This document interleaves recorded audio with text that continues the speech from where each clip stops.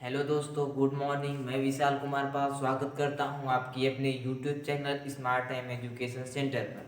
तो हमने आपको ऑलरेडी पिछली कक्षा में पदार्थ को भौतिक आधार पर ठोस, द्रव, गैस तीन भागों में बांटते हैं, ये बता चुके हैं। तो इस क्लास में हम आपको बताएंगे कि पदार्थ को रासायनिक आधार पर कितने भागों में बांटते हैं। तो चलिए हेडिंग लगा लीजिए, रासायनिक आधार पर। तो आज हमारा चलेगा रासायनिक पदार्थ का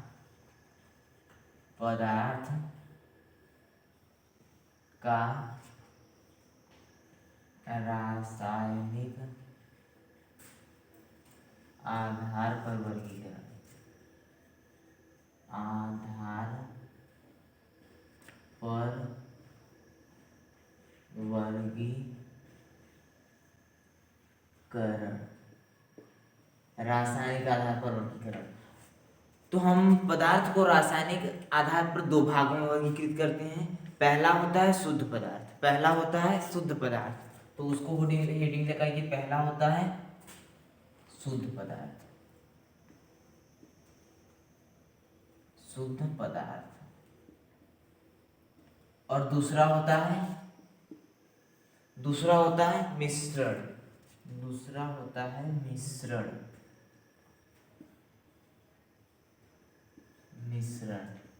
तो शुद्ध पदार्थ किसे कहते हैं, पहले ये हम समझ लेते हैं कि शुद्ध पदार्थ कहते किसे हैं। तो वह पदार्थ जो दो या दो से अधिक अवयव से एक निश्चित मात्रा में मिलकर बना होता है, उसे हम शुद्ध पदार्थ कहते हैं। समझ में आया? जैसे कि अगर हम दो अवयव ले लिए, उसको हम निश्चित मात्रा में मिलाकर बनाएं और बना वो पदार्थ शुद्ध पदार्थ हमारा कहलाएगा। जैसे कि पहले परिभाषा लिख लेते हैं, तब आगे समझ में आएगा। तो शुद्ध पदार्थ क्या होता है? वह पदार्थ जो दो या दो से अधिक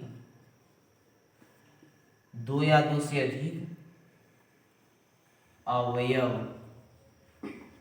से निश्चित अनुपात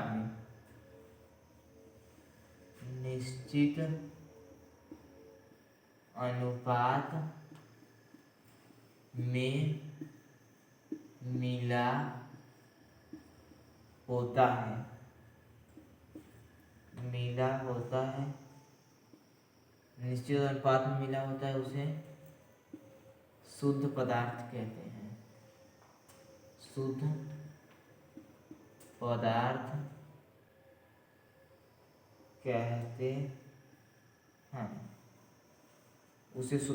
कहते हैं। अब समझो, जैसे कि हमने यहाँ परिभाषा में लिखा, वह पदार्थ जो दो या दो से अधिक अवयव से निश्चित अनुपात में मिला होता है, उसे हम शुद्ध पदार्थ कहते हैं। यहाँ अवयव यानी कि हम जैसे कि दो तत्व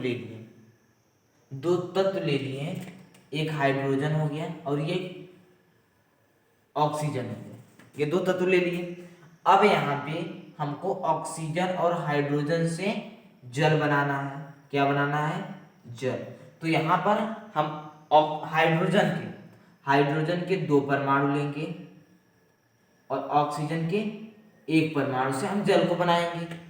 और यहाँ अगर हम ऑक्सीजन के दो परमाणु ले लिए, समझ में आ रहा है? जैसे कि यहाँ पे हम अगर ऑक्सीजन भी दो ले लिए, तो ये हमारा जल नहीं बनेगा।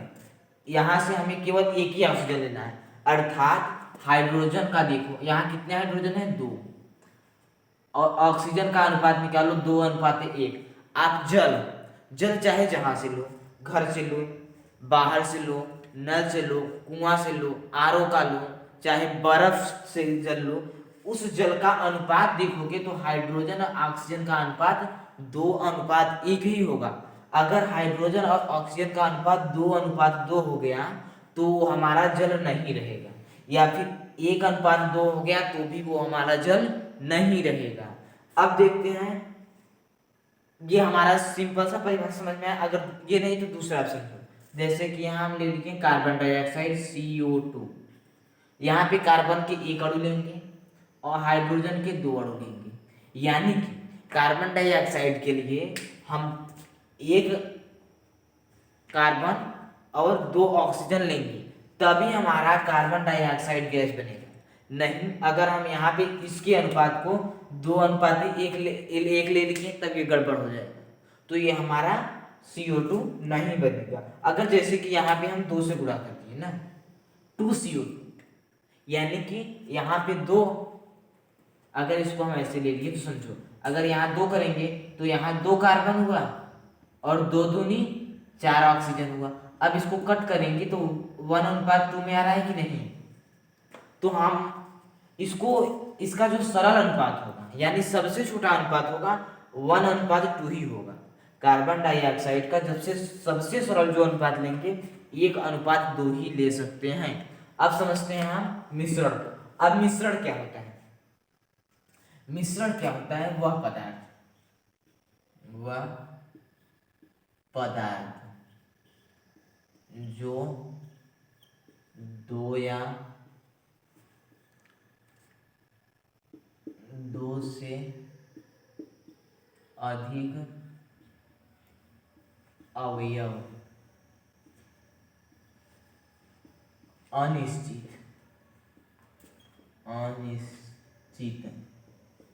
मात्रा में, अनिश्चित मात्रा में मिला होता है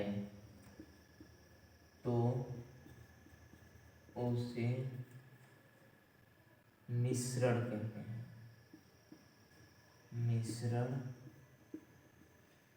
कहते हैं, तो उसे मिश्रण कहते हैं।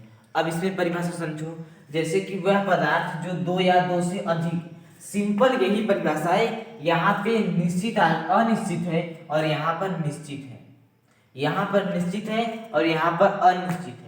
तो अनिश्चित का मतलब ये हुआ वह पदार्थ जो 2 या 2 से अधिक अवयव अनिश्चित मात्रा में मिले होते हैं तो उसे हम मिश्रण कहते हैं। अब समझो मिश्रण, जैसे कि हमने ले लिया